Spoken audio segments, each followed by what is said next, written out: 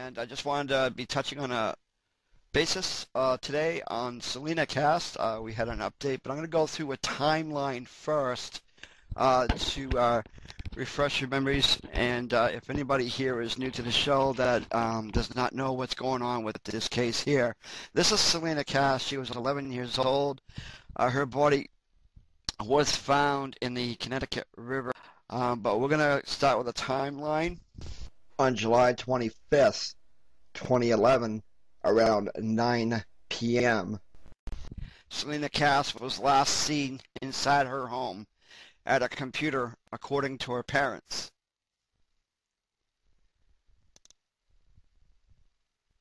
On Tuesday morning at around 8:30 a.m., Cass's stepfather says he noticed Cass missing from her bed during this time period. On Tuesday the 26th at around 2:30 p.m., authorities alerted media of Selena's disappearance and announced ground and air searches in the area. On Tuesday again, police seized Selena's computer, and Tuesday night, July 26th, the community members gathered for a candlelight vigil. Wednesday morning, the following day, 2 boats are used by New Hampshire fishing game to search the Connecticut River. And then Wednesday evening, the FBI Child Abduction Rapid Deployment Team is called in to assist with the case. And also on Wednesday, the Cass home and 2 vehicles were taped off. And on Wednesday afternoon, the air and ground searches were called off. Wednesday evening around 5 p.m., these 2 people here under a blanket are led by friends out of the home and taken to a nearby police command center. This is the stepmother here. This is the mother here, and this is the stepfather there, who was also in the past was sent to a mental institution and with some problems. I don't know the whole thing of that. I have to search and to do more research. But Wednesday evening, the new pictures of Selena Cass were released, and at 8:30, Assistant Attorney General Young held a press conference. Few new details were released. Young says they were treating this as a missing persons case. And Thursday morning, the state police and FBI command post was moved to the West Stewartstown Elementary School for more space. Again, Thursday morning at around 10:30 a.m., Young says it is still a missing persons case, and no new details were released at that time. Thursday at around 4 p.m., the state major crimes unit arrived at the home, and at 5:30 Thursday evening, Corinne Ramsey of the FBI says there were more than 100 investigators working on the case. And Thursday at around 7 p.m., someone calls in a suspicious person in Colebrook near Route 26 and the river. A number of police units from different agencies investigate, but no one was located. And on Friday morning, July 29th at 8 a.m., searches resumed an intense ground search, focusing on a 1-mile radius from the home. 75 fish game employees and volunteers searched the ground as a helicopter hovered above. On Saturday, July 30th at 12 p.m., the FBI announced a $25,000 reward for information leading to Selena Cass's location in the arrest and prosecution of a suspect. A separate award for $5,000 is also announced for information leading to her location. Sunday, July 31st at 5:30 p.m., Selena Cass's biological father, you see right here, gives a plea for her to return home in a news conference. He also thanks law enforcement for their efforts. On Monday, August 1st at 9:30 a.m., Cass's stepfather, Wendell Noyes, is taken to the hospital. He apparently suffered from a medical condition. Around 10:30 a.m. on Monday, divers find a female body near a dam at the Connecticut River in New Hampshire. Reporters are told to clear the area. Monday evening at 6:05 p.m., Assistant Attorney General Jane Young says the body found in the Connecticut River was that of Selena Cass. On Tuesday at 9:30 a.m., an autopsy was performed. On Tuesday at 7:45 p.m., Assistant Attorney General Jane Young says Cass's autopsy results were still pending. And Wednesday at 11:30 a.m., the Ford F-150 belonging to Cass's stepfather, Wendell Noyes, was towed from the home. On Wednesday, Cass's stepfather, Wendell Noyes, checks himself into a mental health facility. And if I could find that video of this reporter here talking to the stepfather and asking how well he slept the night before, and he said he slept wonderfully like a baby. There's no remorse there. Stepdaughter or biological daughter, either way, was a missing child. So this is where my suspicion came in. I'm thinking that there's more to that. And on Monday, August 8th, locals gathered to remember the life of Selena Cass, a week after her body was found.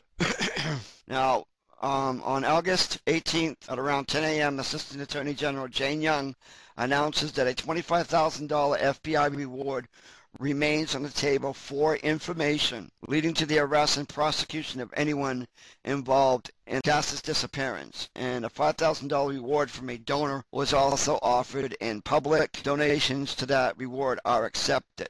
Anyone wishing to contribute to the reward fund can make donations to Northway Bank, attention Susan Small, 260 in Main Street, Gorham, New Hampshire, 03581. Oh, now we're going to take you into that news, that press conference, and what Attorney General Jane Young announced.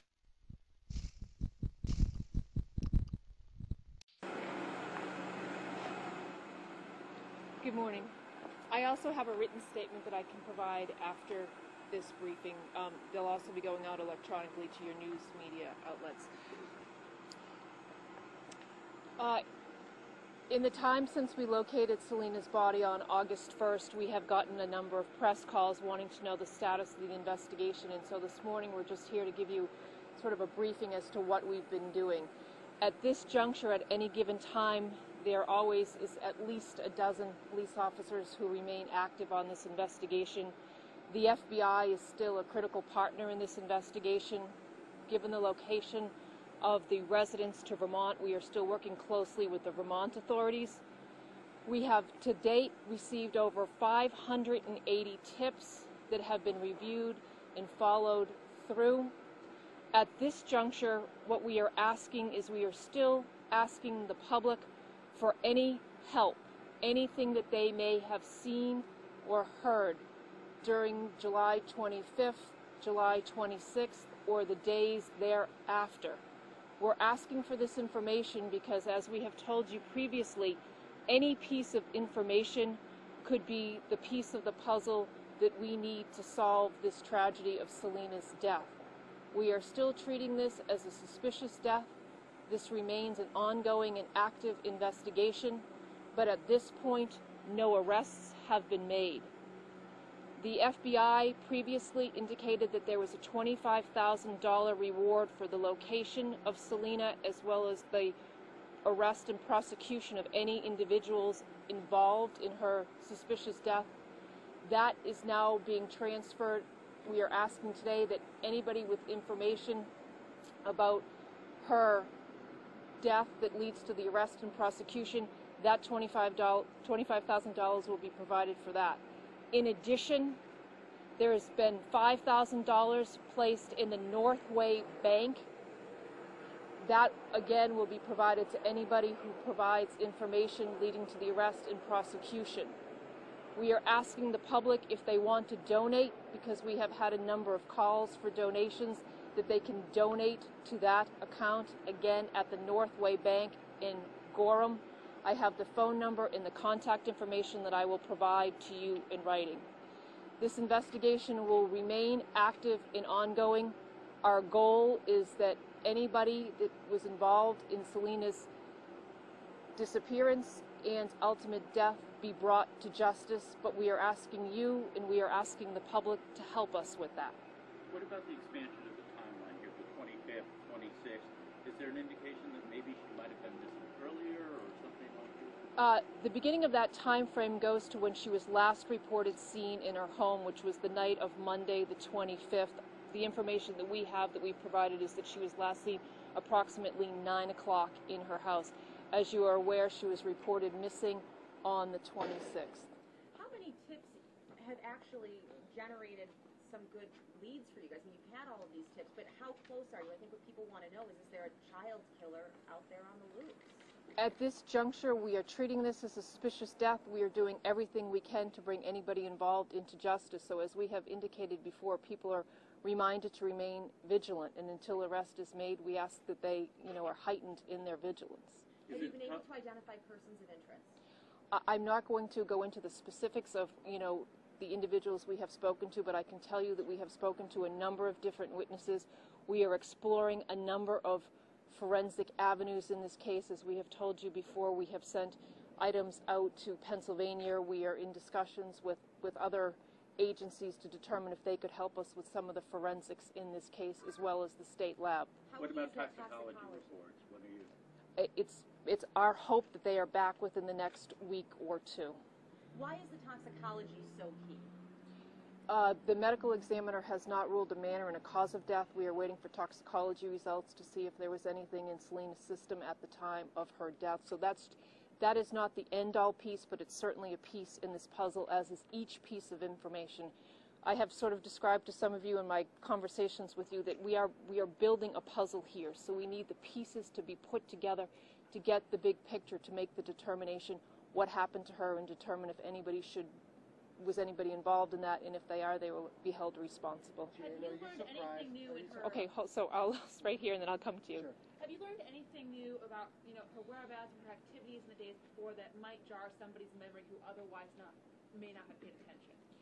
The investigators in this case are doing a precise timeline as to her whereabouts, the days and the weeks and the months, as well as individuals that are associated with her. So we are trying to put those pieces together, but there may be pieces that we are missing because we were not in the house in the days before and after her disappearance. So that's why we're asking people who may have seen her, who may have seen other members of the family, to come forward with that information. Are you surprised that it's taking the amount of time that it's taking you to find out who did this? Investigations of this nature sometimes take weeks and months. In order to build a criminal case, we have to have all the fundamental components, because if we ever get to a trial in this case, we want to ensure that we have enough evidence to reach a just result, which would be a finding of guilty if somebody is responsible and if somebody is charged. I'll take one more question from somebody who hasn't asked a question yet. The 5,000 that's in the bank, is that the 5,000 provided by the anonymous donor mentioned last month, or is this in addition? That is correct. The anonymous donor initially had the information leading for whereabouts to the location of her body.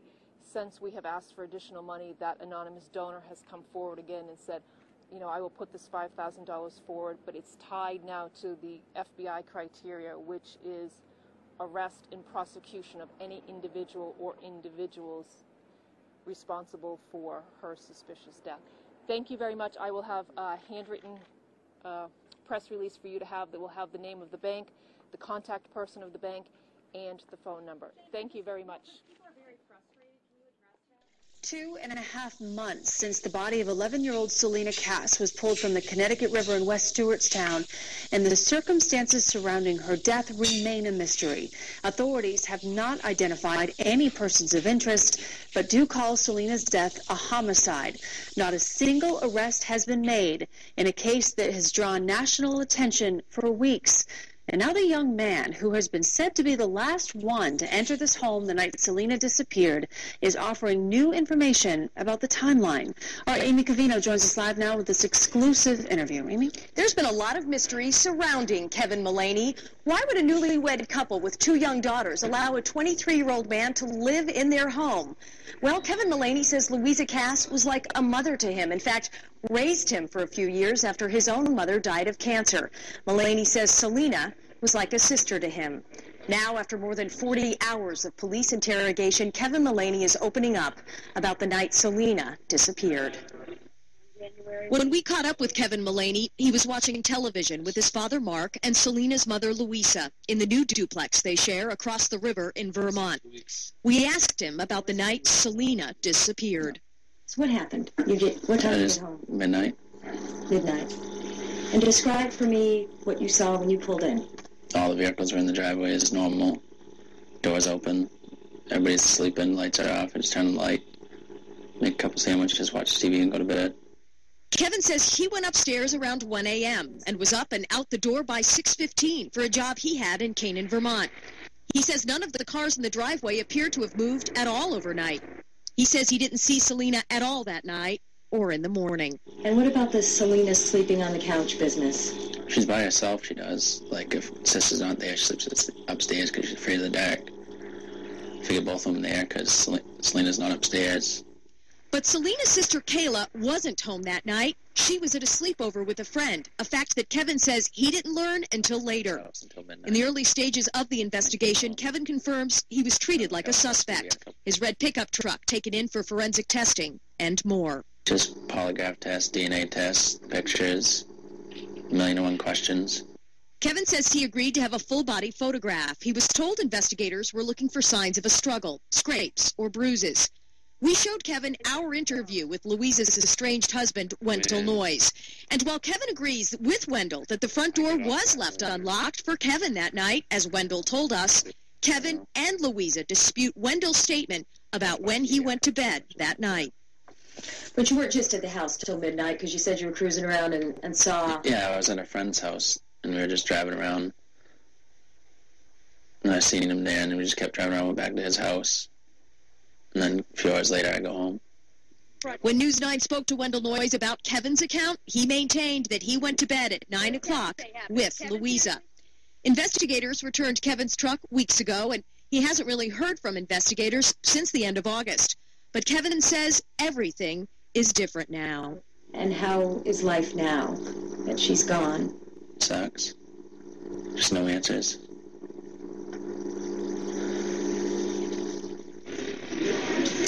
The condition of Selena Cass's body was so grave that authorities urged Louisa not to look at her daughter before she was buried. Coming up tonight at 11, Louisa Cass takes us to where she goes to feel close to her daughter. Louisa shares her pain and her plea for someone to pay for what was done to little Selena. Live in the newsroom, Amy Cavino, WMUR News 9.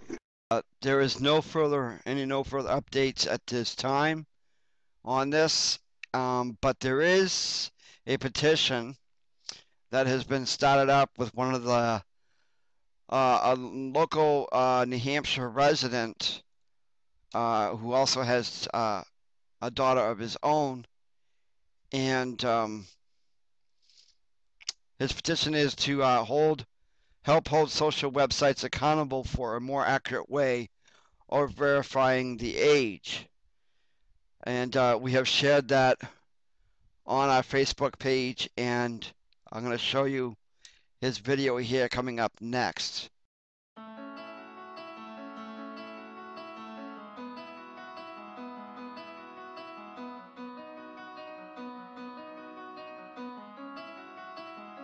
it was just a dream, just a moment ago. I was up so high, looking down at the sky. Don't let me fall. What it do, Facebook? What's going down, Twitter world? What's up with it, YouTube? And to all the other social networks that this video might get leaked out to. This is your boy, QJFM, with First of All Journalism. And first of all, I would like to retract a statement I made in a prior video, as well as clarify a few things that were stated in my last video. On behalf of the missing of Selena Cass in Stewartstown, New Hampshire, I stated in the previous video that she had been missing as of July 27th of 2011. However, I have been corrected and knowledge has been brought to my attention that she has been missing since July the 25th of 2011. I also want to make you aware that I have started a petition in order to hold all social networks like Facebook, Twitter, and YouTube accountable for a more accurate age verification process. This is located on care2.com, and I will gladly share the link after this video.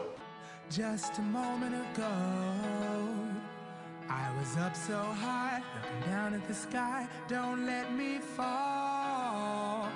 I was shooting for stars on a Saturday night. They say what goes up must come